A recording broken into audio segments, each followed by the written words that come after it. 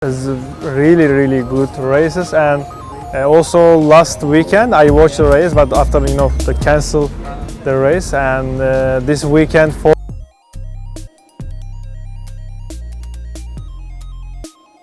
Gelaran seri balapan World Superbike Mandalika 2022 menyisakan cerita, khususnya dari para pembalap.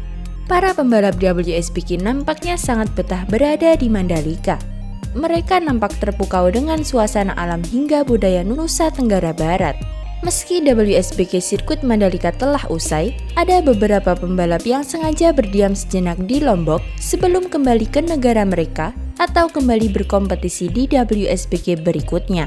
Nyatanya, tak hanya pembalap asal Swiss Dominic Argeter saja yang menjajal keindahan Lombok, tetapi pembalap Federico Caricasulo juga tak mau ketinggalan. Mungkin tak banyak yang tahu siapa Federico Caricasulo. Sebagai informasi, ia adalah pembalap World SSP yang lahir di Ravenna, Italia pada 6 April 1996 yang lalu. Ia beberapa kali menjadi juara seperti Italian Champion Supersport 2014, 3RD European SRK 600, dan FISA World Champion 2019.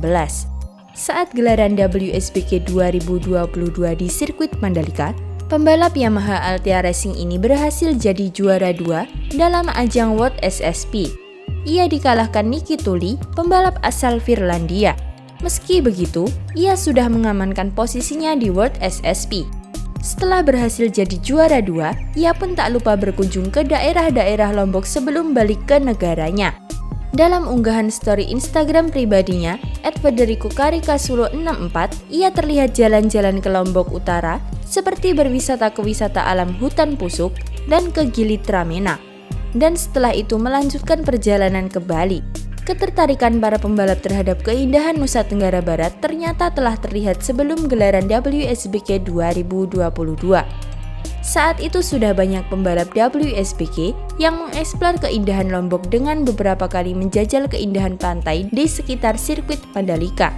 Bahkan pembalap WSBK Alex Loes terkesan dengan keramahan warga sekitar jelang digelarnya WSBK Mandalika 2022. Diketahui Loes menghabiskan waktu jelang balapan dengan berjalan-jalan menikmati panorama Pulau Lombok, Nusa Tenggara Barat. Pembalap asal Inggris itu membagikan komen di Lombok melalui unggahan di Instastory-nya. Loes membagikan foto delman, monyet, sepeda motor yang mengangkut banyak barang, dan potret kamar mandi umum. Tak ketinggalan, ia juga mengunggah foto pemandangan di Lombok yang menjadi salah satu destinasi wisata andalan di Indonesia. Loes menjadi satu dari sekian pembalap yang memilih untuk lebih dulu berjalan-jalan mengitari Lombok sebelum fokus balapan di lintasan sirkuit Mandalika.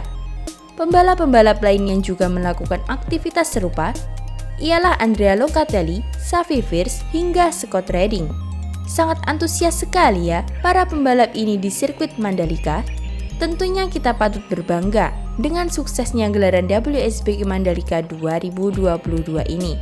Lantas, bagaimana menurut kalian?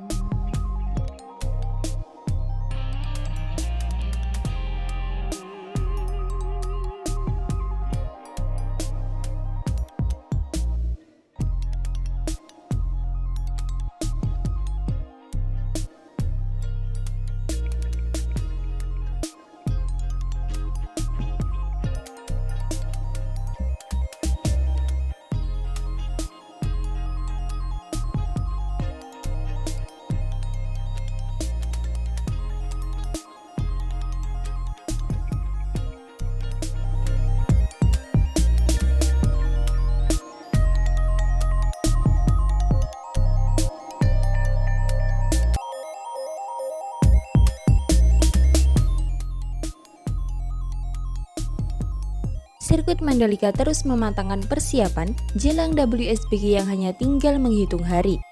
Persiapan trek, logistik, hingga fasilitas penunjang terus dilakukan oleh ITDC dan MGPA selaku promotor sirkuit Mandalika. Dengan mepetnya waktu, pekerjaan di sirkuit Mandalika hanya menyisakan penataan tampilan dan pembersihan lintasan saja. Salah satu penataan tampilan yang tak kalah penting untuk dilakukan sebelum gelaran WSBK adalah pengecatan lintasan sirkuit Mandalika yang meliputi track length, garis curb, serta track limit. Lantas sampai di mana ya progres pengecatan lintasan sirkuit Mandalika hingga saat ini? Kali ini diketahui garis curb sirkuit Mandalika telah rampung dicat. Sebagai informasi, pengecatan ini merupakan bagian dari track improvement.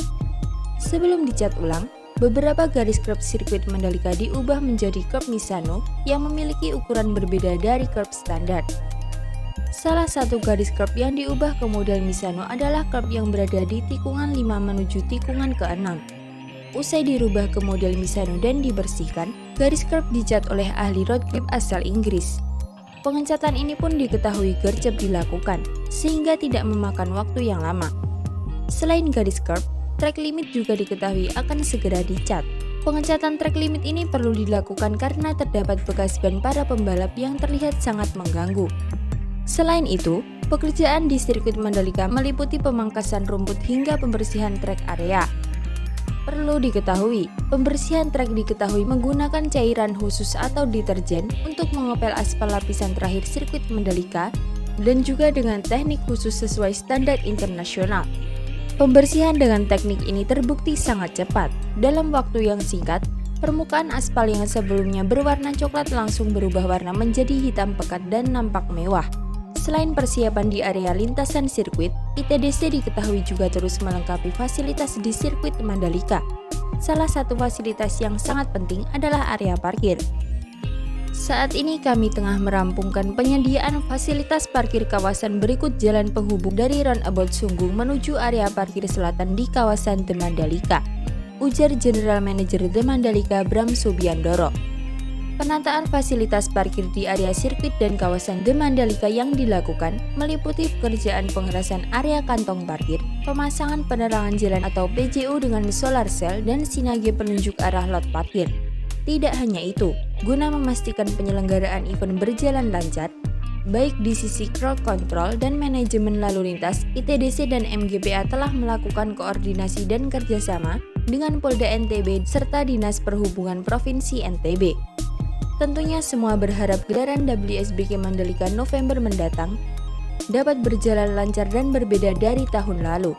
Lantas bagaimana menurut kalian dengan perkembangan sirkuit Mandalika hingga saat ini?